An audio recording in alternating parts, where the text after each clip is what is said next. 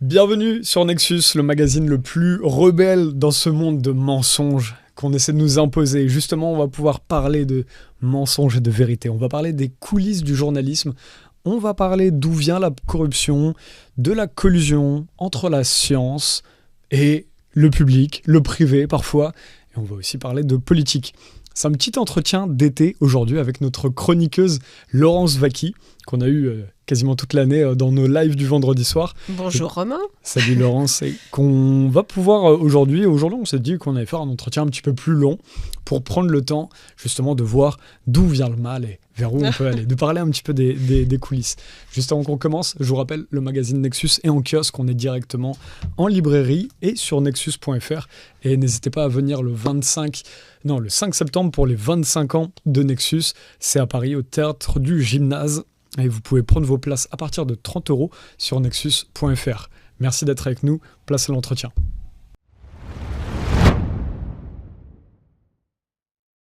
Salut Laurence, ça va bien ? Ben écoute, ça va. Comment se passe ton été pour l'instant ? Studieux.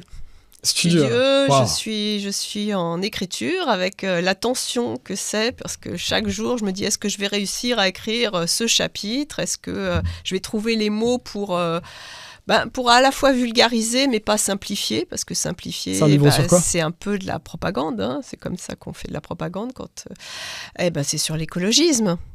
C'est sur l'écologisme, sur l'angle uniquement du CO2. Hein. C'est ma porte d'entrée, d'expliquer, de poser la question en réalité. Parce que pour les gens qui pourraient s'interroger, c'est pas l'idée de leur donner une information et leur dire c'est ça qu'il faut croire. Mais c'est plutôt se poser la question sur ses croyances.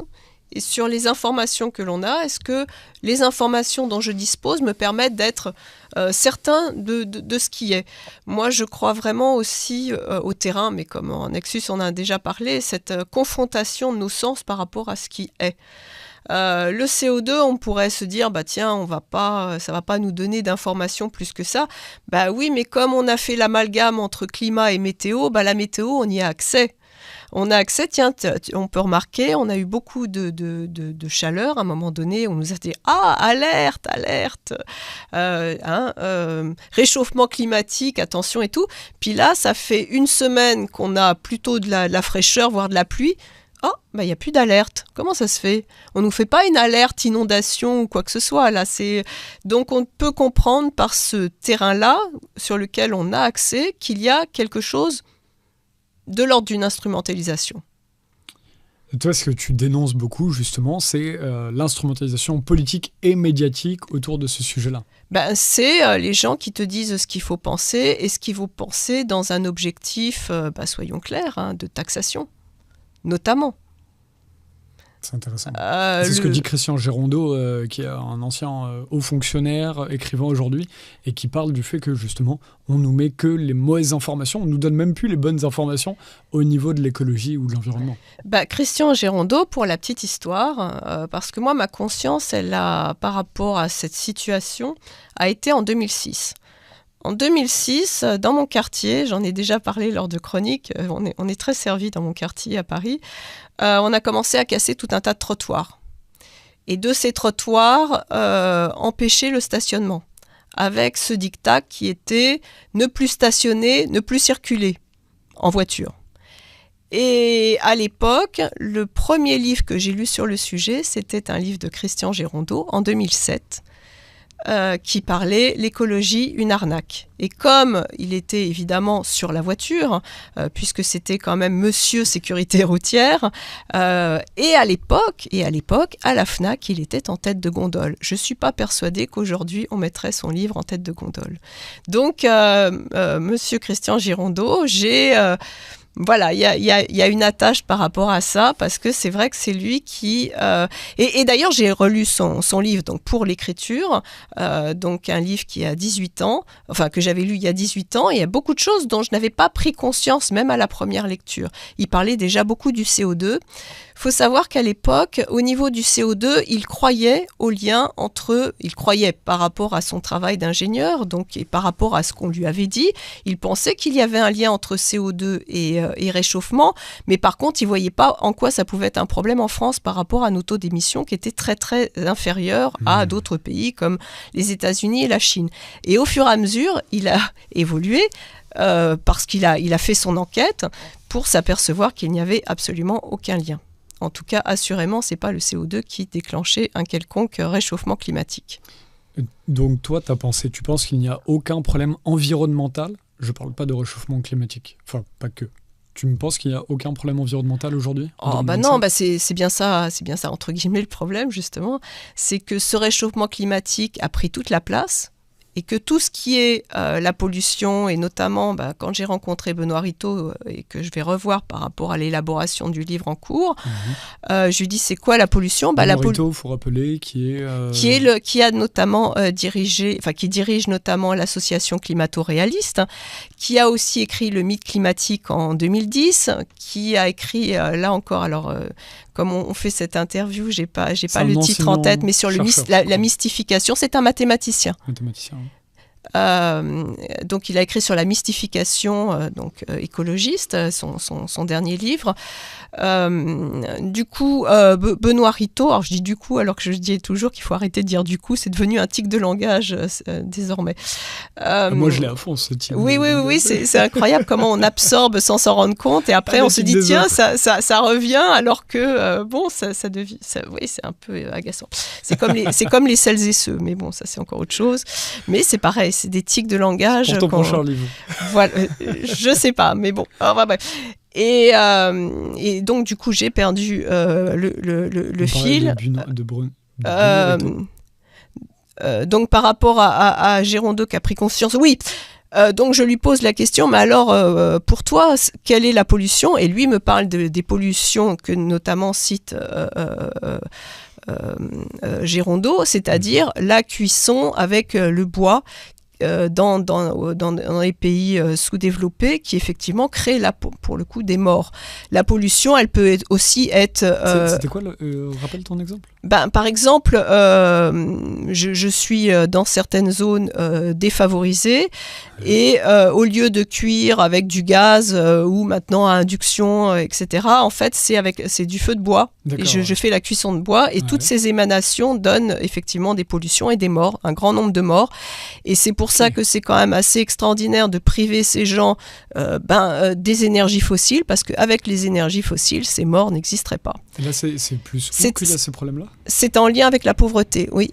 C'est dans quel pays tous les pays de pauvreté importante. Alors l'Inde, c'est un peu compliqué parce qu'il y a aussi des zones très très riches. Mais dans tous les pays où il y a ce qu'on va qualifier de sous-développement ou en voie de développement. Tous ces gens qui n'ont pas, à qui on empêche ou on fait négocier, notamment lors des COP, soi-disant de réduire les énergies fossiles, qu'ils ne veulent surtout pas les réduire parce qu'ils ne sortiront pas sinon de la pauvreté. C'est intéressant comment les COP aujourd'hui sont aussi un enjeu pour garder la mainmise de l'Empire occidental. Oui, il y a un colonialisme, effectivement. Ça, c'est intéressant. C'est intéressant parce que pour qu'on se positionne, on parlera tout à l'heure de l'objectivité du journalisme, etc. On parlera des coulisses et de comment on fait l'information. Donc moi, par exemple, en tant que journaliste alternatif, comme on dit souvent, même résistant, je ne sais pas comment on peut dire, j'ai un regard sur le réchauffement climatique où ça me va que les gens parlent parfois de réchauffement climatique, puisque derrière, il y a un rejet en fait plus profond de ces grandes industries, de ces grandes entreprises qui sont accusées justement de prendre les actions qui vont, alors pour certains, causer du réchauffement climatique, mais pour d'autres, ça va être en général d'abîmer l'environnement, de créer de la pollution, ou en général qui vont juste être inadaptés à une société humaine. Donc c'est intéressant parce que le réchauffement climatique permet parfois de parler de ce problème-là. C'est pour ça que j'aime pas spécialement m'attarder sur le réchauffement climatique, même s'il y a un gros problème de propagande politique, comme tu le dis très bien. Oui, parce qu'en fait, ça donnerait presque raison de ce mensonge, alors. D'expliquer ce que seraient réellement les pollutions. de ce qu'est aussi le civisme. On revient sur des choses extrêmement quotidiennes. Qu'est-ce qu'on fait de nos papiers? Est-ce qu'on les jette par terre? Se pose aussi la question du tri qui est fait. Est-ce qu'il est vraiment fait, ce tri, où on nous oblige de mettre dans des poubelles? Qui n'a pas vu ces camions où en fait tout va au même endroit? Juste pour moi, se poser la question et voir ce qui en est du réchauffement climatique et qu'il ne vient pas de l'activité humaine, c'est justement de se pencher sur les réelles pollutions qui, elles, viendraient de l'activité humaine et qui peuvent être contrôlées. Nous ne pouvons pas contrôler le climat. Et ce qui est très inquiétant, c'est les expériences qui sont faites, notamment avec Bill Gates ou avec les financements de Bill Gates, d'apprentis sorciers qui risquent là de complètement déséquilibrer le climat. Au nom, soi-disant, de nous sauver. S'attarder à la vraie pollution quand on produit, et moi c'est vrai que je suis pour la croissance, mais qui dit croissance ne veut pas dire inconséquence. Et là, en fait, dans le néolibéralisme actuel, tu penses que on peut faire de la croissance sans de l'inconséquence? Oui, une croissance qui est vraiment au service de l'humain, qui est au service de la vie. Parce que là, elle est au service de qui? C'est même pas de la croissance. Quand je parle de croissance, justement, je me bats contre l'idée de l'obsolescence programmée. C'est pas de la croissance, ça. La vraie croissance, c'est de pouvoir garder une voiture 20 ans, 30 ans si l'on veut, parce qu'on a la possibilité de le faire. C'est pas de mettre des voitures à la casse et de surcroît, alors là on va revenir sur ces ZFE, d'imposer aux gens pour pouvoir circuler, d'avoir une voiture électrique. Ça, c'est pas de la croissance. Peut-être qu'il faut s'entendre sur le terme croissance. Et en fait, il y a quelque chose qu'on ne dit jamais, c'est que la croissance ne veut pas dire où l'on met notre valeur dans la société. Puisque par exemple, aujourd'hui, si tu valorises par exemple la finance, mais que tu dévalorises complètement le prix de la tomate, tu retires toute la valeur du produit des agriculteurs et tu les mets dans une concurrence abominable avec des agriculteurs qui n'ont, en Amérique du Sud, pas du tout le même poids que des agriculteurs français, etc. Et par contre, tu vas valoriser la finance où là, effectivement, tu vas courir après une croissance à l'extrême qui n'apporte rien à la vie par rapport à ce que tu disais. Et finance qui profite à qui ? Est-ce que cette finance, elle te profite à toi ? Est-ce qu'elle me profite ? Est-ce qu'elle profite à ces gens qui sont à la rue ? Est-ce qu'elle finit dans des comptes offshore ? Elle ne profite pas aux vivants. Le vivant, c'est tous. J'ai plusieurs fois, et je crois qu'en fait, il y a suffisamment à manger pour tout le monde, même avec cette population actuelle, qui d'ailleurs va décroître. Ça, c'est prévu au niveau de calcul assez simple. La population mondiale va décroître ? Pardon ? La population mondiale va décroître ? Oui, déjà notre taux démographique baisse, donc la population va décroître, le taux mondial va décroître. Est-ce que c'est mieux ou pas mieux ? Voilà. En tout cas, normalement, une fois qu'il y ait une bonne répartition, donc à la fois de la production agricole, de l'eau, et puis une juste répartition financière, normalement, tout le monde a de quoi manger. La famine ne devrait même plus exister. Et que la technologie aussi permet que cette famine n'existe plus. On ne peut pas être contre la technologie. C'est quelle est la fin de cette technologie ? Il n'y a pas cette position de rejet complètement de tout ce que l'humain a été capable de produire. C'est quoi ? C'est de faire que les gens se détestent, c'est de faire que les gens ont honte de vivre. Alors que quand on aime vivre, quand on a la fierté de vivre, qu'est-ce qu'on peut produire ? Qu'est-ce qu'on aime l'autre ? C'est là où c'est intéressant. C'est que derrière cette question environnementale, on pourrait taper sur les entreprises et leur gestion du pays. Et au final, on vient faire culpabiliser la population. Donc c'est tout le problème qui est complètement inversé. La pollution n'a jamais été causée par les personnes. La majorité de la pollution n'a jamais été causée par la population. Et puis, dans les gens qui souffrent, tu as individuellement, et puis les petites PME. C'est eux qui sont touchés au premier chef par des normes. Et puis les agriculteurs, tu en as pas mal parlé. Ça n'a rien à voir avec des empires qui en fait broient tout. Et encore une fois, la libre entreprise, à mon sens, est bien. à condition que ça ne fasse pas de dégâts dans la vie des gens. Tout est une question d'équilibre.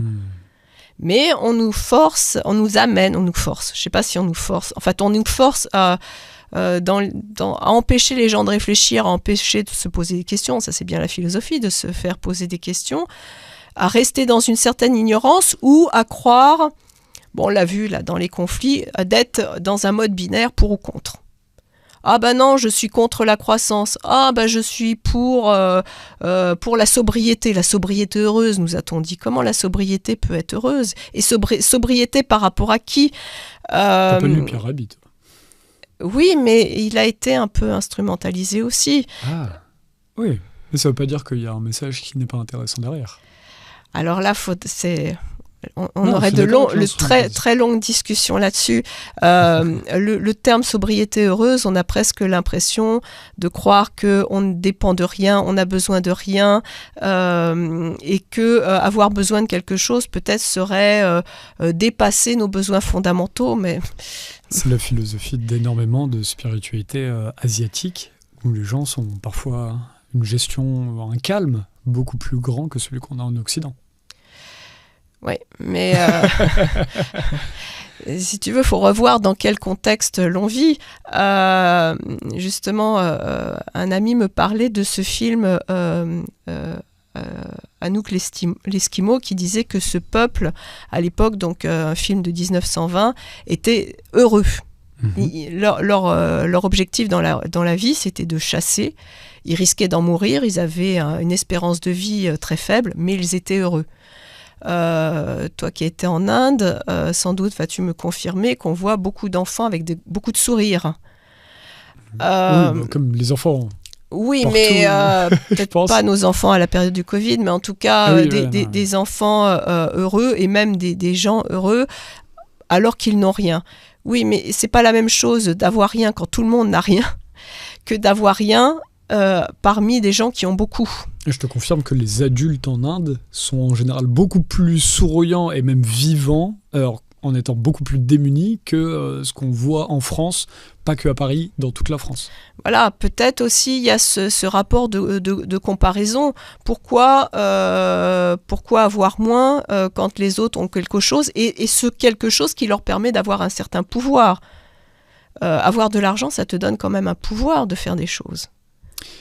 Et la sobriété ne veut pas dire le rythme de vie. Puisque par exemple en Inde, tu vas avoir, il n'y a pas que la sobriété heureuse si on va là-dedans, tu as aussi que les gens vivent beaucoup plus sur un rythme humain que ce qu'on a en France, où on court toujours après le travail, on court après les courses, etc. On court et on veut nous supprimer des jours fériés.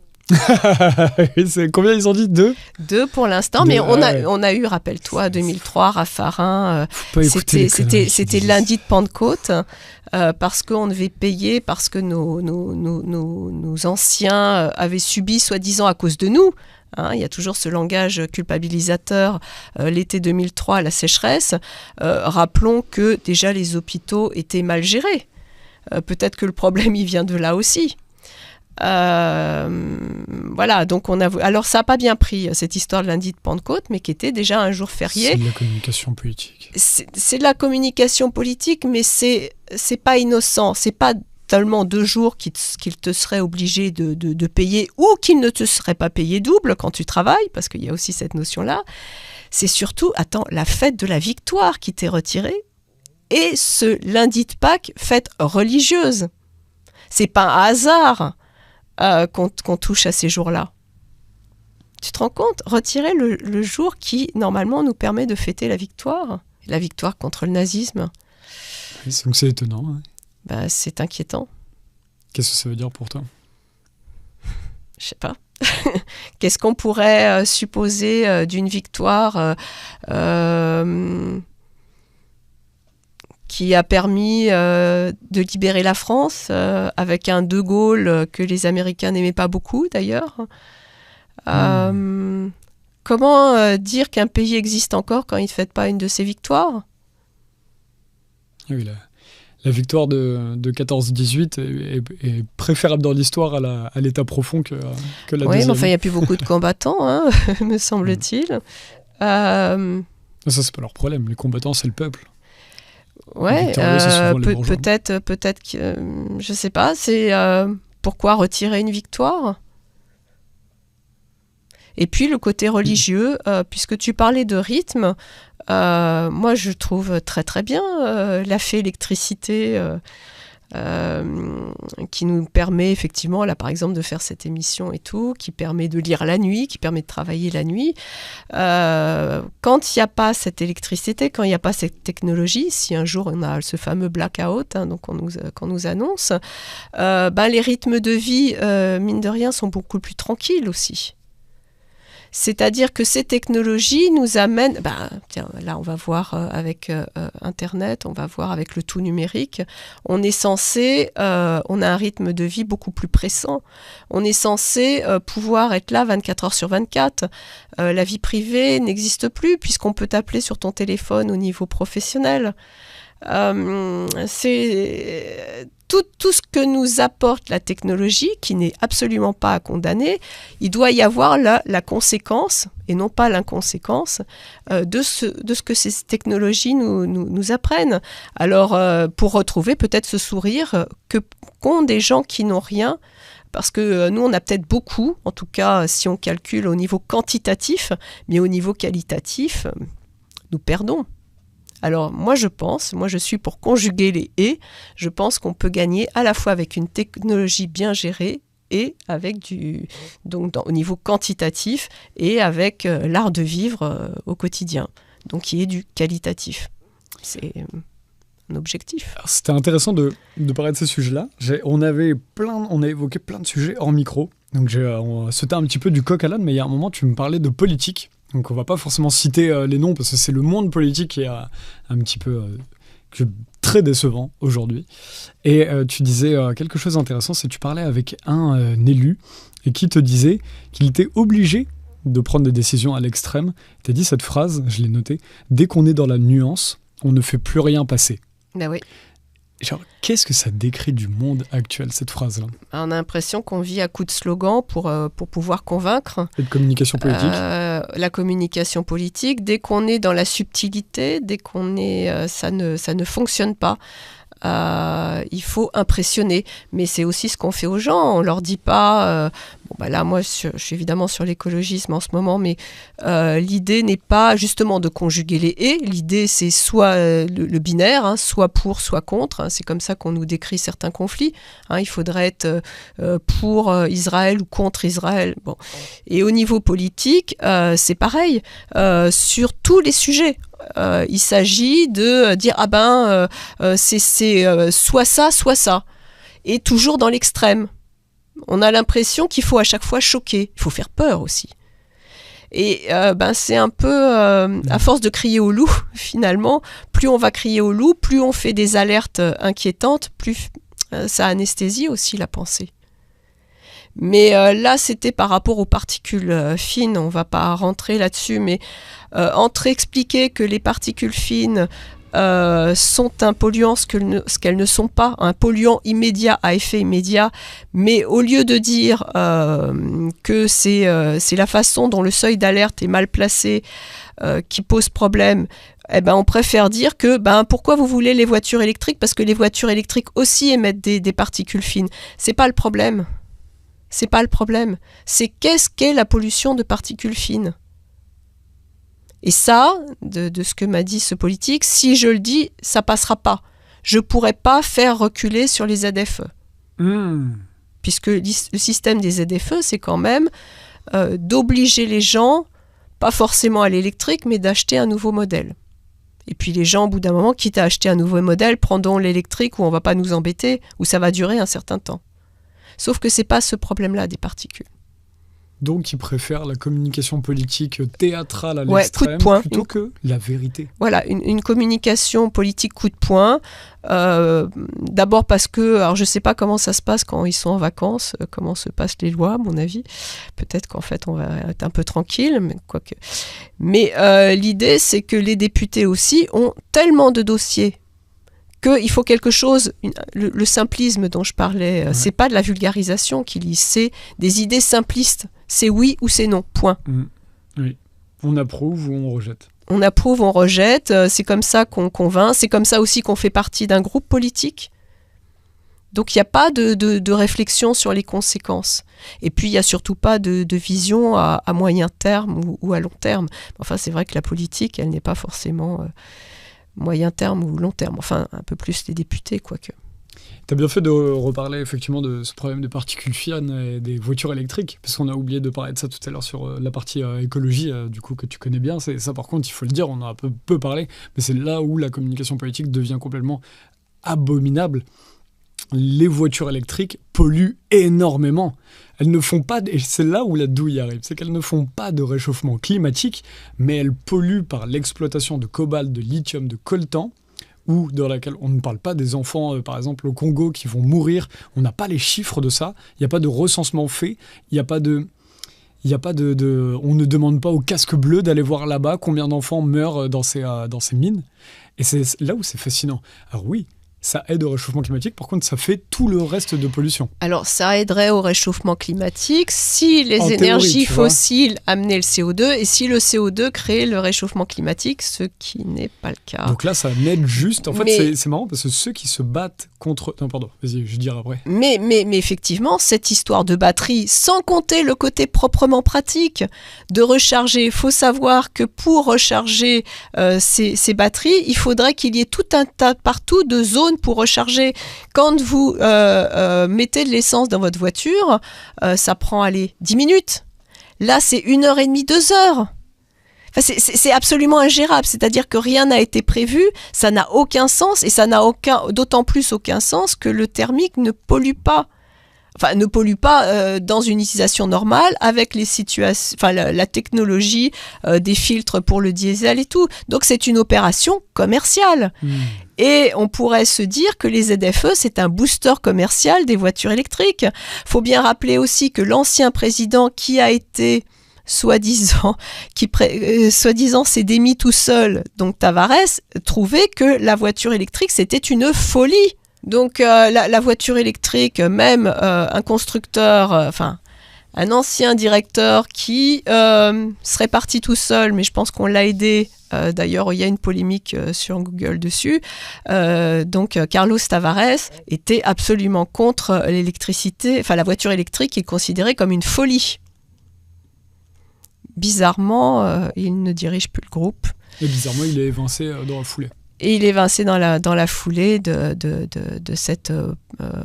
Alors, ce qui est assez pervers sur la ZFE, c'est qu'on ne vous dit pas directement d'acheter une voiture électrique. Mais vous êtes incité à le faire. Puisque si vous achetez une voiture thermique, vous dites, dites donc, puisque c'est en 2030, je crois que les voitures thermiques neuves ne seront plus en vente. Ça passe 2030. Vite, hein, 2030, ça viendra vite. Très vite, là, dans 5 ans. Hein. Voilà. Il y a 5 ans, là, c'était le premier confinement. Donc les gens qui ont besoin d'une voiture, il faut savoir que en France, là à Paris, on se dit on peut vivre sans voiture. Oui, mais à la campagne, non. Et puis la voiture, dans la vie, on ne fait pas que travailler. Oh, c'est vrai que ça, c'est un truc qu'on dit peu. Les voitures électriques à la campagne, c'est complètement inadapté. Tu peux pas mettre des bornes électriques. Et puis, il n'y a pas de transport en commun. Donc celle-là, on vise les publics des villes. Oui, mais même pour les publics des villes, ça n'a aucun sens. Encore faut-il avoir les moyens de se l'acheter en plus. Il y a un but élitiste très clair, je pense. Là. Voilà, mais pas simplement. C'est-à-dire que c'est ça où là, autant j'admire énormément le travail d'Alexandre Jardin, mais j'y ajoute aussi le fait que c'est pas que les gueux, donc ce hashtag, qui sont concernés. Tous les Français sont concernés par cette propagande. Donc tous devraient la refuser. Oui, et s'opposer, manifester directement, toi, tu penses? Voilà. Très intéressant. D'ailleurs, c'était intéressant, on parlait tout à l'heure hors micro du nucléaire. Ouais. Toi, tu parlais du fait que le nucléaire nous permet d'être moins dépendants. Finalement, on s'était rendu compte... En tout cas, alors moi je suis pas du tout spécialiste du nucléaire, loin de là. Donc là, je suis plus dans l'opinion et en tout cas plus à à mettre un gros bémol sur cette fameuse transition écologique qui n'a rien à voir avec servir les populations en termes d'énergie, énergie dont nous sommes extrêmement dépendants. C'est-à-dire qu'aujourd'hui, tu n'as plus l'électricité, tu as une panne d'électricité, mais tu ne vis plus. Oui, tout s'arrête. Complètement. Tiens, mon téléphone, moi quand j'étais enfant, les téléphones c'était une prise spéciale, t'avais ton téléphone. Donc quand il y avait une coupure d'électricité, t'avais une prise téléphone. Donc tu avais ton téléphone accessible, donc pouvoir contacter. Nous, au niveau énergie, on était au fioul, mais tu avais des gens qui se chauffaient très, très facilement. Donc en fait, il y avait une coupure d'électricité, tu allais chercher ta lampe de poche, tes bougies. Maintenant, tu as une coupure d'électricité, mais tu es complètement isolé. Tu n'existes plus. Tu ne peux même plus travailler. Ton ordinateur, il ne peut plus se recharger. Ton téléphone non plus. Donc, on est extrêmement dépendant de l'énergie. On est extrêmement dépendant de l'électricité. Alors, encore une fois, moi, le nucléaire, c'est pas, je n'y connais rien, mais j'avais quand même dans l'idée qu'il y a eu des politiques en France qui ont favorisé la construction d'infrastructures nucléaires qui tournent, qui fonctionnent, qui sont là. Sûr, hein. Et dans ce sens-là, qui donne une souveraineté, c'est-à-dire qu'on n'a pas besoin d'importer l'électricité, et même avec le nucléaire, on en exporte. Oui. Maintenant, au niveau de l'uranium, qu'en est-il ? Mais si tu vas dans ce... Oui, voilà, parce que c'était ça qu'on se disait hors micro, parce que même moi, je connaissais assez peu, on a fait des recherches rapidement, et effectivement, pour une centrale nucléaire, donc tu as les infrastructures, mais derrière, les matériaux nécessaires, c'est uranium naturel, uranium enrichi, combustible nucléaire, pastille de dioxyde d'uranium, c'est le même, l'UO2. Il faut plutonium, thorium, eau lourde, il faut encore d'autres produits. Et là, tous ces produits-là, il n'y en a aucun qui est produit en France. Donc il y a directement un lien, au niveau des enjeux géopolitiques, il y a vraiment un lien de dépendance de la France, qui en ce moment est beaucoup avec le Niger, le Kazakhstan, l'Ouzbékistan, le Canada et l'Australie pour importer ça. Si on va dans ton sens de ce que tu dis sur on a les infrastructures, maintenant c'est pareil, on pourra se dire on a les infrastructures d'éoliennes, utilisons-les. Oui, mais l'éolienne, déjà l'éolien est importé de Chine. On ne sait pas quoi faire une fois que ces machines éoliennes sont cassées. On ne sait pas les recycler. Que ça demande au niveau du béton un creusement dans le sol énorme, qu'il y a une laideur... Les centrales nucléaires ont aussi leur défaut de construction. Oui, mais elles existent déjà. Et puis quand même, alors ça c'est une évidence, l'éolien et le photovoltaïque sont des énergies intermittentes. Et quand l'intermittence, et d'ailleurs en Chine où il y a beaucoup d'éoliens, mais qu'est-ce qu'ils font tourner ? Des centrales au charbon. Donc l'éolien suppose un recours au charbon. C'est l'inverse de ce qu'on nous dit. Donc il y a des incohérences. Et c'est vrai que... en tout cas, c'est sûr que le nucléaire est une énergie continue, qui donne de l'énergie continue. Après, quelle option choisir ? Assurément, ça ne veut pas dire qu'il faut s'en arrêter là. Qu'il y a évidemment des découvertes à continuer, à financer, finalement. Peut-être que tout l'argent qui est pris, soi-disant, pour lutter contre le réchauffement climatique, ça serait peut-être plus intéressant de le mettre dans cette recherche-là. Hein.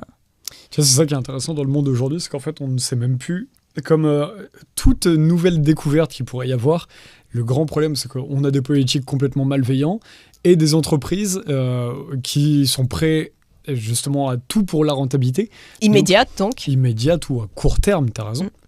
Donc en fait, même si demain on nous proposait un nouveau truc, on va vous proposer le Globuschloop et ça gratuit, voilà. Comme les médicaments. Je ne sais même pas jusqu'à quel point c'est honnête et humaniste comme chose. Parce que quand tu es dans un monde malveillant, mais c'est vrai que je pense maintenant, là encore une fois, moi c'est pas mon domaine, mais il me semblerait qu'il soit possible d'avoir de l'énergie gratuite.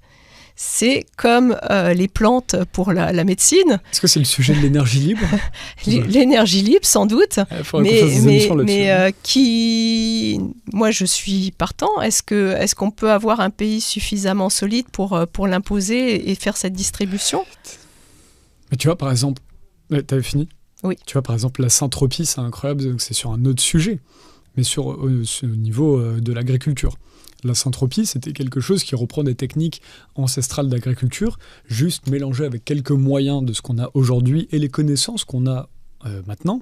Sauf qu'entre-temps, dans l'agriculture, il y a eu l'industrie agroalimentaire qui est venue, qui a tout avalé, et du coup qui nous empêche de réfléchir. Mais ceux qui reviennent à la syntropie font des expériences sur des petits espaces, sur des petites fermes, sur des petites terres, mais d'abondance d'agriculture incroyable.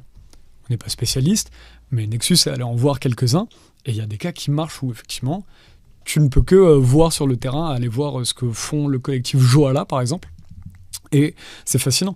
Donc du coup, tu vois, il y a des techniques comme ça qui, si tu redonnes le pouvoir à la population, il y a des trucs qu'on connaît déjà, qu'on pourrait, pas médiatiser, mais globaliser. Tu vois ce que je veux dire ? Mais sauf qu'entre-temps, le pouvoir est tellement aux mains tellement aux mains des industries et des politiques qui sont influencées par ces grandes fortunes que du coup, il n'y a rien qui avance. Alors qu'il y a déjà les solutions qui ne sont pas médiatisées par les médias de masse aux mains des grandes fortunes et par les politiciens. Ça revient quand moi je parle de croissance, en réalité. C'est que je crois foncièrement que le sens de la vie, c'est l'abondance. Et je pense qu'on a tous les éléments, avec nos connaissances, avec la technologie, qui va dans ce sens-là, à fournir l'abondance. Mais la vie, souvent, juste la vie et la nature laissent tout pour que si on l'exploite bien, il y ait ça. C'est là où c'est très drôle pour finir sur l'agriculture, c'est que les OGM et l'industrie agroalimentaire, à l'époque, avaient cette philosophie d'abondance. Ouais. Sauf que c'était l'abondance par la chimie et qui, au final, détruit nos sols et détruisent tout ça. Tu vois, l'idée de mettre des pesticides pour enlever les parasites, comme disait, qui en fait, les parasites créent un écosystème qui va faire une meilleure terre, qui va te faire une meilleure abondance. Tu vois comment tout est retourné dans le discours poétique. C'est une question fascinante, tout ça. Quand sort ton livre, pour finir sur ce sujet-là ? Écoute, déjà, je pense que le manuscrit sera prêt en septembre. Et donc après, il faut trouver un éditeur. Donc après, j'ai déjà rencontré un éditeur qui attend le manuscrit. J'espère qu'il le prendra. Ça sera vraiment bien. Ça sera vraiment bien dans le sens où après, du livre, c'est après faire des conférences sur ces sujets. Encore une fois, pas pour dire ce qu'il faut penser, mais pour amener les gens à eux-mêmes se poser des questions. Parce que la philosophie, c'est se poser des questions pour, par mimétisme, permettre aux gens de s'autoriser à se poser eux-mêmes leurs propres questions, de faire juste ce jalon-là. C'est ça pour moi la philosophie. C'est d'avoir cet esprit philosophique qui amène à avoir un esprit scientifique où effectivement il n'y a pas de vérité, mais il y a le plaisir de s'interroger. Passons sur la philosophie du journalisme. Vous voulez parler de où en est l'information en 2025. Tu m'as dit quel est l'objectif de l'information. Ce qu'on en fait. Ce qu'on peut en faire. Et toi, là, tu fais partie, tu as pas mal été proche de rédaction de médias alternatifs ces derniers temps. C'est quoi, toi, déjà, ton regard dessus ? Moi, déjà, donc les chroniques que je fais à Nexus, c'était déjà de s'interroger comment on pouvait devenir acteur politique. Et puis déjà aussi, qu'est-ce que c'était la politique ? Et le début de l'écriture, c'était de s'apercevoir, en tout cas selon mes critères, que nous n'étions plus dans un pays qui était dirigé. Et d'en prendre conscience permettait en creux de comprendre ce que pouvait être la politique, ce qu'on pouvait souhaiter d'un pays réellement gouverné, justement peut-être gouverné pour profiter de l'abondance de la nature, mais déjà d'être gouverné dans l'intérêt de la population, avec une population souveraine dans un pays dit démocratique normalement, donc où c'est le peuple qui est souverain. Donc l'information là, laquelle je prenais, celle que je vivais. Parce que l'information, c'est celle que nous donnent nos sens. C'est de suffisamment être affûté pour voir ce qui se passe, pour voir les inégalités, pour voir les incohérences dont je parlais tout à l'heure. Mais aussi quand nous maintenant, et même quand j'écris ces chroniques, en pensant aussi que je vais les faire en chronique et pas simplement en billet d'humeur, j'ai des informations, comme là on avait parlé du château de sable interdit. C'est un fake. Donc on cherche sur Google, est-ce un fake ou n'est-ce pas un fake ? C'était une photo qui montrait... C'était une photo qui était diffusée notamment via Twitter, Et puis pas qu'une photo, il y avait une petite vidéo qui disait ah bah maintenant en France il y a certaines préfectures qui ont décidé d'interdire les châteaux de sable sur la plage. Sur la plage. Qu'est-ce que je fais pour vérifier? Bon, j'ai gardé cette image parce que j'avais été tellement choquée par les plages dynamiques que je me suis dit c'est pas plus délirant. Alors les plages dynamiques, pendant le Covid, c'était nous empêcher de mettre la serviette et de s'asseoir parce que soi-disant que là le virus ne passerait pas et qu'on n'était plus contagieux. Je crois, c'est une histoire comme ça. Donc je trouvais ça intéressant de le garder. Mais qu'est-ce qu'on fait par rapport à ça? On se dit est-ce que c'est vrai, est-ce que c'est pas vrai? Donc on fait une recherche Google. Mais Google, est-ce que c'est une information? Est-ce que, en faisant cette recherche, quand je dis Google, je parle aussi des autres moteurs de recherche. Là, récemment, j'ai été amenée à chercher, truc tout simple, quel était le taux de CO2 dans l'atmosphère, pour expliquer à quel point le CO2, cette bête méchante, coupable et tout, impossible de trouver l'information. Ou impossible de trouver une information qui ne met pas en lien avec le réchauffement climatique. Et j'ai cherché avec les autres moteurs de recherche exactement la même chose. Donc, où peut-on aujourd'hui chercher de l'information? C'est-à-dire qu'en même temps, ça nous demande à chaque fois, quand on a une information, de se dire bon, d'après mes recherches, avec telle et telle recherche, j'ai cette information à prendre à chaque fois avec beaucoup de pincettes. Oui, en fait, t'es pas obligé de... Il faut sortir de ce mythe qu'on doit tout de suite croire une information qu'on voit. C'est une information que tu vois, tu la prends, tu l'enregistres, tu la mets de côté, tu la mets dans ton sac à dos et tu pars au travail. Et si tu la revois, si tu la recoupes 9-10 fois, si tu vois quelque chose, si tu la vois de tes yeux, là, c'est sûr qu'elle est enregistrée. Mais en fait, les gens ont tout de suite besoin de savoir. En fait, on n'est pas obligé de savoir. On peut regarder. Merci pour cette information, Laurence. Puis je vais voir après. Et quand tu commences à entendre au bout de 3 mois la même chose, etc., là, tu te dis, bon, ok, cette information est vraie. Mais en fait, les gens ont une sorte d'urgence à savoir tout de suite. À se rassurer. Pour être rassuré à la fin. Pour être rassuré, pour le contrôle, donc ce qu'on disait. Et c'est pas ce qu'on disait, tu me l'as dit hors micro, mais c'est intéressant ta théorie là-dessus. Ce contrôle qui est d'autant plus, on devient obsédé d'autant plus du contrôle qu'on est dans une société anxiogène, qu'on a la peur du lendemain, donc on va contrôler tout de suite. On va avoir ce besoin de se dire « Ah bah tiens, ça je le sais ». En réalité, d'ailleurs, les conférences que j'ai pu faire, à chaque fois, je terminais avec Gabin qui dit « Je ne sais qu'on ne sait jamais ». Voilà, parce que ça, c'est important. Mais tu peux citer Socrate, c'est encore mieux là-dessus. Ah oui, mais Gabin, c'est aussi notre patrimoine. C'est vrai. C'est notre patrimoine populaire. Socrate, connais-toi toi-même, enfin. Connais-toi toi-même, voilà.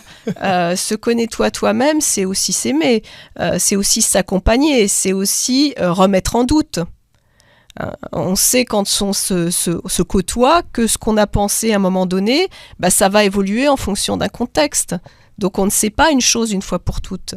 Et cette chose, une fois pour toutes, suivant le cadre, elle est vérité ou elle n'est pas vérité, ou elle change.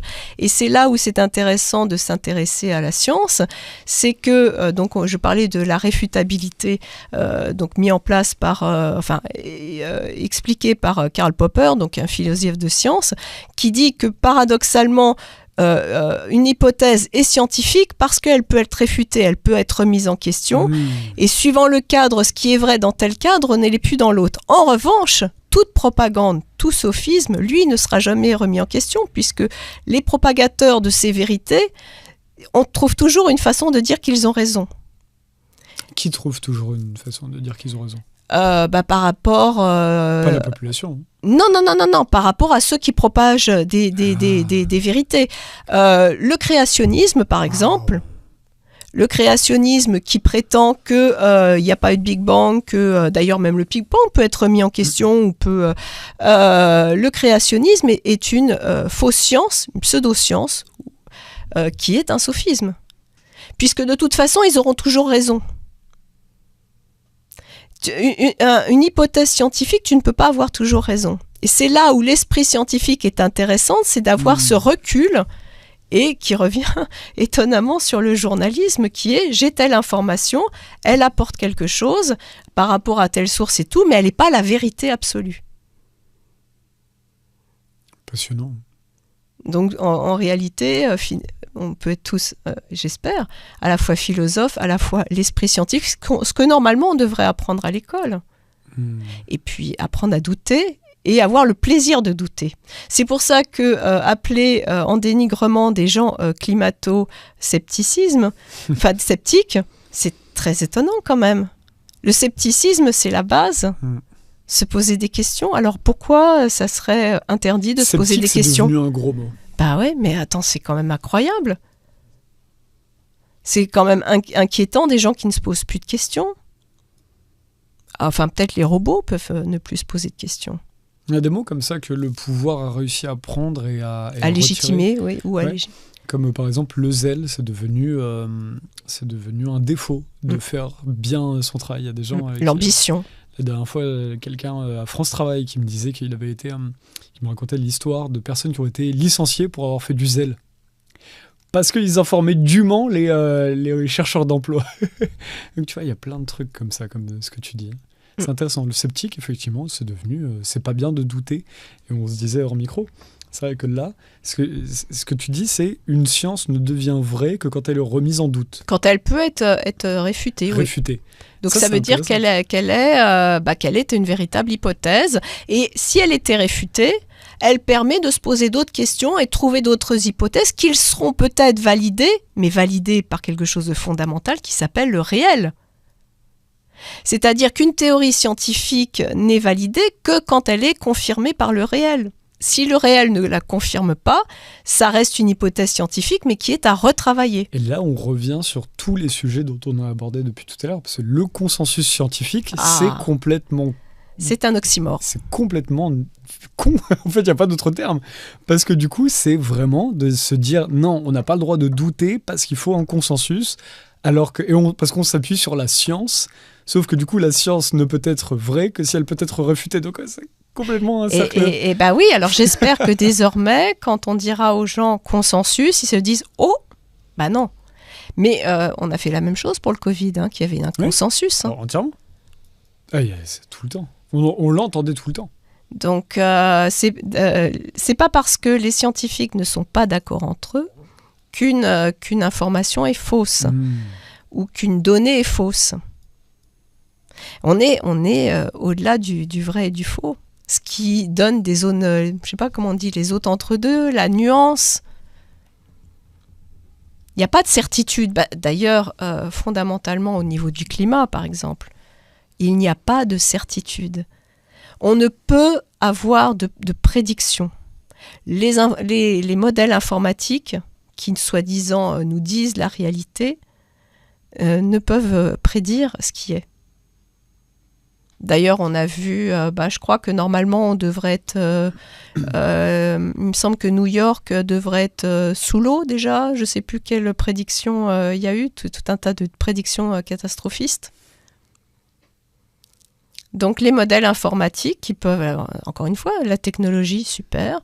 Les équations mathématiques mises sous forme de modèles informatiques, nous ne pourrions pas, où il nous faudrait des journées, un ordinateur, il va calculer ça en quelques secondes, magique, mais qu'est-ce qu'il va calculer ?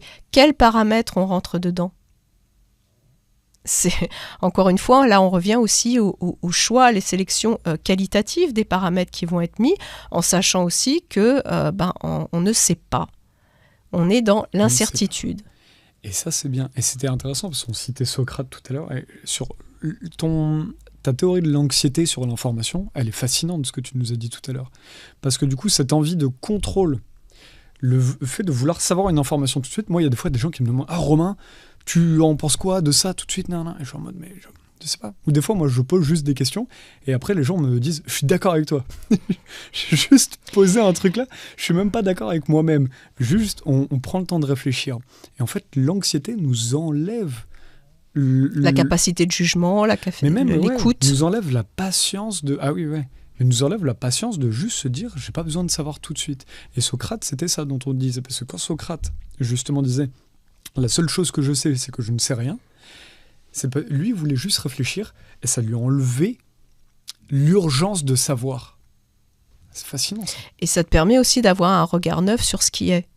Parce que sinon, tu es encombré. Et là, du coup, sur le journalisme, c'est là où c'est intéressant d'avoir cette honnêteté, que effectivement, nos critères et nos axes sont en fonction de nos croyances. Donc, savoir quelles sont nos croyances pour comprendre pourquoi on met en avant telle et telle information. Bien sûr. Je n'ai pas écouté la fin, excuse-moi, il y a quelqu'un qui est arrivé dans le bureau, mais vas-y, tu peux reprendre. On coupe... Non, on coupe rien du tout. T'inquiète. non, mais c'est intéressant, cette notion sur l'anxiété et le contrôle. Et donc, du coup, sur l'objectivité du journalisme, un journaliste, il est honnête, il est déontologiquement honnête, mais est-il forcément objectif ? Est-ce que l'information est forcément objective ? La grande question qui revient tout le temps. Et cette question-là, et cette façon dont est élaborée une information, déjà où on va la chercher, mais elle est aussi conditionnée par ses propres croyances, d'où le fondamental de tout journaliste, peut-être, alors là pour revenir à Socrate autrement, c'est connais-toi toi-même. Quelles sont tes croyances qui te mettent sur cet axe plutôt que cet autre axe ? Mais à la fois, le journalisme n'est pas obligé de faire du militantisme, justement. Et oui, mais c'est bien ce travers dans lequel on se retrouve quand aussi, voilà qu'on est... C'est étonnant qu'on puisse se dire journaliste résistant ou journaliste alternatif. On est journaliste ou on n'est pas journaliste, tu vois, c'est assez étonnant, cette coupure qui se fait parce que le journalisme tel qu'on croyait qu'il était, on s'aperçoit qu'on a des gens qui font du perroquet. Dans des supports dits mainstream ou dits de référence. C'est-à-dire qu'en réalité, les vrais journalistes, c'est compliqué. Voilà, mais ça, non, c'est pas ça que je critique. Ce que je critique, c'est qu'on se retrouve amené à avoir un qualificatif qui ne devrait pas être t'es journaliste ou t'es pas journaliste. C'est dans ce sens-là. Tout à fait d'accord. Mais à la fois, c'est, comme tu dis, pour le coup, même nous, là, par exemple, les journalistes alternatifs ou résistants, ou tu mets le terme que tu veux, ou les journalistes indépendants, on va quand même tous avoir effectivement notre bagage derrière, et quand on pose des questions, elles sont nous-mêmes influencées. Des fois, on va se dire « Non, je ne veux pas poser cette question » parce que, au fond, tout être humain a envie de... Je ne pense pas que ce soit pousser une propagande. Il défend ce qu'il croit. Hein. Déjà, tu défends ce que tu crois. Déjà, il y a beaucoup de personnes qui sont, je ne pense pas avoir ce biais-là, mais défendent une forme d'identité. C'est-à-dire que l'être humain se cache trop souvent derrière des identités. Il dit « je suis de gauche »,« je suis de droite ». Non, tu n'es pas. Tu es, tout court. Il faudrait s'arrêter à là. Tu es. Voilà, tu es un être humain qui peut, peut-être, faire un travail sur ton temps associatif de gauche. Mais tu n'es pas ça. Comme ceux qui vont dire « je suis végétarien, je suis carnivore ».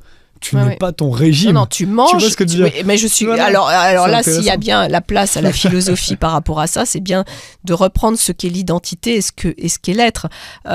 Tu n'es pas végétarien, tu manges végétarien. Voilà, c'est ça. Et c'est ça, et tu peux faire cette déclinaison dans tout, sauf que les gens se mettent tellement sur leur... dans des cases, dans des clubs, ils se mettent... Peut-être le besoin humain d'appartenance, donc ils cherchent des mêmes, sauf que fondamentalement, même sur des gens qui nous ressemblent, on est dans des différences. Et pour revenir sur ce contrôle aussi, on est beaucoup plus intolérant quand on a besoin de contrôler sur la différence des autres, alors que finalement la différence des autres, elle nous enrichit. On voudrait que tout le monde soit des clones de tout le monde, ou que quand on est d'accord avec quelqu'un, on est d'accord à 100%. Ben non. L'altérité, ça aussi, sujet philosophique, même sujet sociologique. Accepter l'altérité. Accepter l'autre, la différence de l'autre. Ouais. La différence de l'autre, ses autres points de vue. Et peut-être qu'accepter l'autre, c'est accepter soi-même autre. Parce que soi-même, on n'est pas qu'une seule personne, on est multiples. D'où... Quelle richesse nous pouvons être, si nous ne sommes pas justement à se cantonner à des stéréotypes, à des cases. Alors que là, on est dans un monde, on a grandi dans un monde qui justement pousse, par la poétique, pousse à nous mettre tous dans une forme de logique universelle. On doit se travailler les mêmes jours, se lever les mêmes jours, travailler le matin, pas le soir. un Lazare, c'est pour ça que je les connais. Ce qui a fait beaucoup de dégâts aussi. Mais l'éducation nationale, on doit tous apprendre de la même manière. Alors je ne sais pas comment on pourrait proposer d'autres fonctionnements, mais ce qui a fait beaucoup de dégâts, c'est les profils Facebook. Maintenant, les gens, quand ils demandent qui tu es, pour savoir qui tu es, voilà, tu es déterminé par quelques critères. Tu fais tel boulot, tu gagnes tant, je sais pas, tu es marié, tu n'es pas marié, tout. Ben non, mais c'est quoi cette caractérisation, cette recherche pour se dire ah bah oui, il est comme moi, il n'est pas comme moi, etc.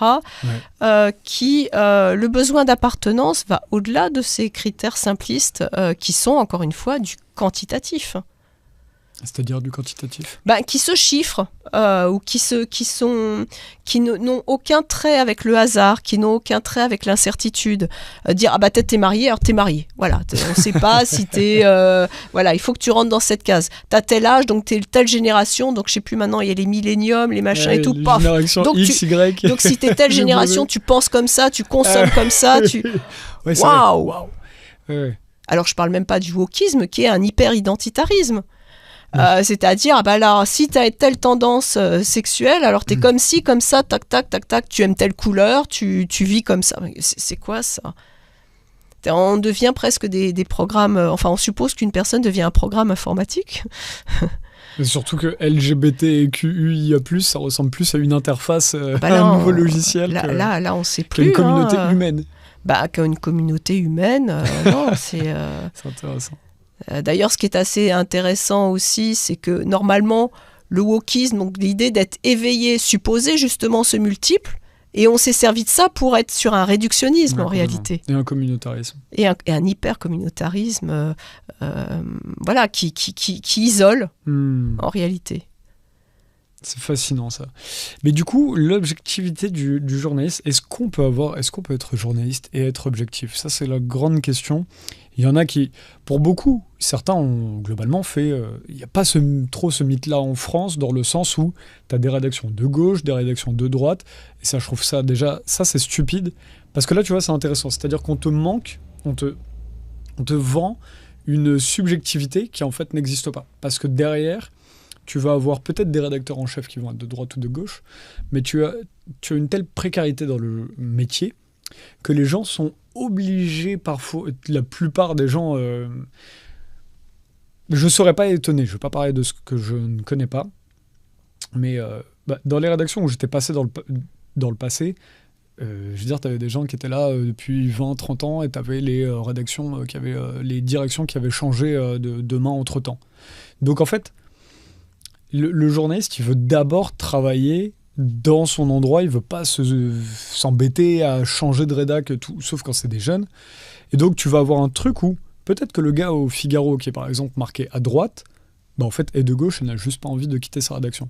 Donc là, tu vas avoir une forme d'objectivisme, d'objectivité qui va exister, tu vois ce que je veux dire ? Parce que il va pas forcément rentrer, il va quand même devoir essayer de faire des concessions pour rentrer dans sa chefferie rédactionnelle, ce que son rédacteur en chef lui demande. Mais c'est en fait... on est face à des globi-boulgas de conjoncture économique aussi, quoi. Il y a quelque chose aussi qu'il ne faut pas oublier, c'est qu'un journal doit se vendre. Donc il faut qu'il touche un certain lectorat. Ok, bon, là t'as un vrai... Voilà. Et on ne peut pas reprocher ça. Et d'ailleurs... si, moi je le reproche. En même temps... c'est du théâtre pour beaucoup. Il faut quand même qu'on donne quelque chose que le lecteur va vouloir lire. Non, mais je suis d'accord. Nous, on le vit ici. Les gens, ils te demandent, mais même la population, hein, même un public de lecteurs engagés, te demande, moi, ce que je regrette le plus, parce que moi, j'aimerais être dans la nuance, j'aimerais être dans l'équilibre. Et nous, ça nous paye pas à Nexus. Mais j'en ai rien à faire. On arrive quand même à vendre des magazines. Parce qu'il y a un public, je pense, qui se reconnaît là-dedans depuis un moment. Mais tu vois des chaînes, des fois, exploser beaucoup plus vite, beaucoup plus tôt. Et tant mieux pour eux. Mais tant pis pour la nuance dans le monde.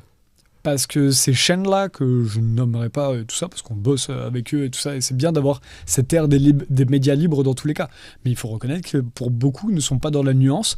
Et s'ils étaient dans la nuance, on retombe sur le problème politique de ce politique qui te disait « Laurence, je ne peux pas être dans la nuance, sinon on ne fait pas passer de loi. » Et c'est pareil ce que tu dis là. Mais ça, c'est un vrai problème de société.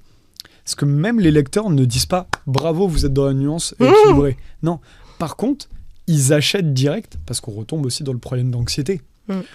On recherche de l'extrême aujourd'hui. Et ça, c'est un problème. Et il faut je pense qu'il est bon de se lever le matin en se disant « Non, moi, en tant que lecteur, même nous, les journalistes, on est lecteurs à la base. Nous, en tant que lecteurs, on va s'opposer à ça. On veut un monde de nuances, on veut un monde de calme, on veut un monde d'équilibre. Ça commence par nous. » Oui, c'est l'état d'esprit. Ce qui serait intéressant, c'est que les gens achètent ou en tout cas regardent l'état d'esprit, le sous-texte de ce qui est donné en termes d'information. Je pense que c'est ce qu'il y a à Nexus, en tout cas à NRA. Il y a un état d'esprit qui est ouvert. NRA, c'est notre live du vendredi. Non, il y en a beaucoup qui ne connaissent pas. NRA, pardon. NRA. Nexus refait l'actu.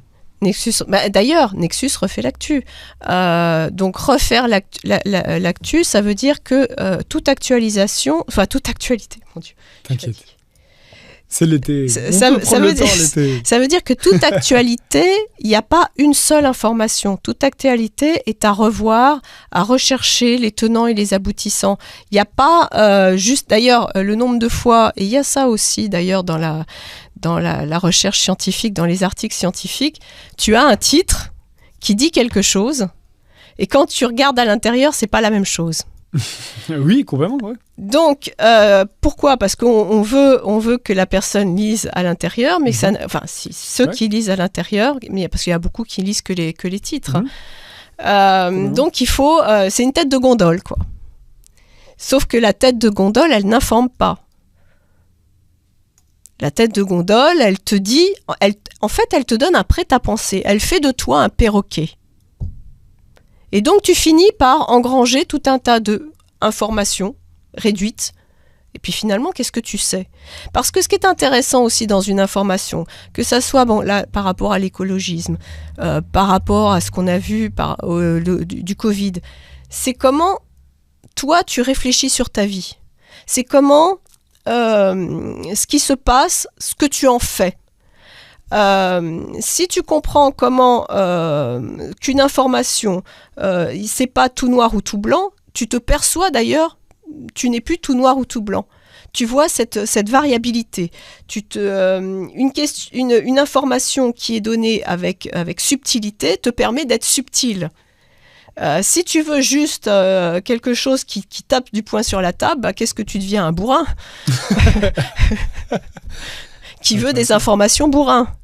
Oui, mais t'en fais quoi ? Est-ce que ça t'aide dans ta vie à comprendre ? Est-ce que ça t'aide à comprendre ton environnement ? Est-ce que ça t'aide, paradoxalement, plus tu veux du contrôle, plus tu veux du bourrin, moins tu as la maîtrise de la vie. C'est-à-dire qu'en voulant du contrôle, tu ne maîtrises plus parce que tu ne maîtrises plus l'essentiel qui est nuancé. La vie est nuancée. La vie est dans ces zones, on va dire les zones grises. Parce que le mot zone grise, il y a aussi un côté parfois, qui n'est ni noir ni blanc. Mais c'est intéressant ce que tu dis sur le mot bourrin, parce qu'aujourd'hui, il y a beaucoup de personnes qui font des coups de gueule. Oui. Qui sait, c'est ça, il y a juste des éditos où ils disent tout va mal, etc. Non. Mais tu parlais de maîtriser la vie. Est-ce que le but, justement, c'est de maîtriser la vie ? En tout cas, de la comprendre. Quand je parle de maîtrise, je ne parle pas de contrôle. C'est vrai que les mots, parfois, on a du mal à savoir de quoi on parle. Quand je parle de maîtrise, c'est simplement de comprendre ce qu'on est en train de vivre, de comprendre ce qui se passe, de comprendre son ressenti. Quand on contrôle, au contraire, le contrôle, par rapport à ce que je veux dire, c'est vraiment, tu fixes les choses. Tout est déterminé. C'est le déterminisme. Justement, on parlait des stéréotypes, c'est déterminé. Si tu es hétérosexuel de tel âge, donc tu es comme ci, comme ci, comme ci, comme ça. La maîtrise, c'est justement d'accepter que tu n'es pas déterminé, que tu en apprends tous les jours sur toi, que tu en apprends tous les jours sur la vie, que tu en apprends tous les jours sur l'autre, sur ton compagnon, sur ce que vous allez faire ensemble, sur qu'est-ce qu'est la médecine, qu'est-ce qui soigne, puisqu'on parle beaucoup aussi du Covid, quelle est la météo. C'est cette maîtrise-là, c'est-à-dire cette perception juste de ce qui est variable. Alors que le contrôle va vouloir absolument dire c'est ça, comme ci, comme ci, comme ci, qui est plus évidemment, qui va s'intéresser au quantitatif. Le qualitatif, ça va, ça vient, quoi. C'est beaucoup plus difficile de le saisir. Passionnant. D'ailleurs, le quantitatif, ça serait, tiens, je vais gagner tant d'argent, je vais être heureux parce que je vais pouvoir faire ceci, cela, je vais gagner tant d'argent, ce qui est très bien d'ailleurs, ceci dit. Ce qui sera plutôt qualitatif, c'est le bonheur, être heureux. Ah oui, mais ça c'est... comment on fait pour être heureux? C'est quoi être heureux? C'est quoi le bonheur? C'est quoi? Ça c'est beaucoup plus compliqué, beaucoup plus fugace aussi. On avait ici Tristan Edelman, on a fait pas mal d'émissions sur la philosophie aussi, et qui parlait que tu connais, hein, Tristan d'ailleurs, qui disait pour lui, plus que le bonheur, c'était la joie qui était recherchée, et la joie, elle vient dans la sérénité. Et du coup, la sérénité se relie, justement, s'oppose d'une manière à l'anxiété dont tu parlais tout à l'heure. Très intéressant. Laurence, merci d'avoir pris le temps aujourd'hui. Écoute, merci à toi. Sur un entretien d'été très posé. Mais c'était intéressant de balayer tout ça. Et ça fait du bien de parler du journalisme aujourd'hui parce qu'effectivement, ça permet. On est dans une période aussi où on apprend à réinventer comment on fait du journalisme. C'est ça qui est intéressant. L'ère des médias libres aujourd'hui permet tellement par rapport à autre chose. Un petit peu comme il y a toujours eu des journaux un peu satiriques aussi au 19e, etc. Mais là, on peut créer vraiment des outils qui sont faits par le peuple et qui appartiennent au peuple. Et on n'est pas à l'abri de dérives, hein, donc c'est intéressant d'avoir justement cette perspicacité, de se rappeler pourquoi on fait ce qu'on fait, ce qu'on a envie d'apporter, et puis mine de rien aussi à encaisser pas mal d'informations parfois lourdes aussi. Oui. Parce que là aussi, qu'est-ce qu'on dit et qu'est-ce qu'on ne dit pas? Et c'est pas parce qu'on est malhonnête, mais parce qu'on se sent une responsabilité par rapport à ce qu'on dit. Et c'était ce qu'on se disait en micro. On a un autre invité qui arrive, donc on va devoir laisser notre place. Mais c'est vrai qu'on n'a pas non plus besoin de s'intéresser à tout, et notre cerveau surtout ne peut pas s'intéresser à tout. On te dit, tiens, aujourd'hui, il y a Israël là, ensuite, il y a l'Iran là-bas, ensuite, il y a le problème avec les États-Unis là, puisque tu as entendu parler du réchauffement climatique, et puis il y a ça, et le Covid et tout, et à la fin, tu as la tête qui déborde. Tu dois sélectionner aussi les informations pour survivre. Parce que tout le monde n'est pas capable d'encaisser aussi la même dose d'informations. Oui, et puis la façon dont on va la délivrer aussi. Et oui. Oui, le fait qu'il y ait la propagande en face fait qu'on est capable d'ingérer encore moins. On doit passer tellement plus de temps à démonter la propagande que du coup, ça nous crée aussi des dissonances cognitives graves. Très intéressant. Mais je pense que l'information donne le pouvoir. L'information donne le pouvoir. Et on espère qu'elle donne la sérénité aussi, comme on le disait tout à l'heure. Merci Laurence, en tout cas. Merci à toi. N'hésitez pas, le dernier Nexus est en kiosque et sur nexus.fr. Et bien sûr, vous pouvez aussi, on vous attend pour les 25 ans de Nexus qu'on fête au Théâtre du Gymnase à Paris. Le 5 septembre, il y aura beaucoup d'invités, on ne peut pas en parler parce qu'il y a eu tellement d'événements résistants justement qui ont été annulés au moment où on a dit tiens mais il y a telle personne qui peut venir. Leur grand truc, ça veut dire il y a trouble à l'ordre public. Ça c'est fascinant. Il y aura Laurence quand même, tu seras là. Ah bah oui. Je pense pas qu'on dise que tu vas faire un trouble à l'ordre public, ça va. Tu es trop philosophique pour ça. Et le livre n'est pas encore publié. Voilà, après, oui, ouais. Après le livre, on te reçoit plus. Si, mais peut-être que ça dérangera. J'en sais rien. En tout cas, si ça dérange le consensus, tant mieux. La mission sera accomplie. C'est la dernière fois, il y a quelqu'un qui me disait dans un monde malveillant, juste de l'honnêteté dérange. C'est intéressant. Merci Laurence, merci à vous. N'hésitez pas à partager la vidéo sur vos réseaux. À très bientôt.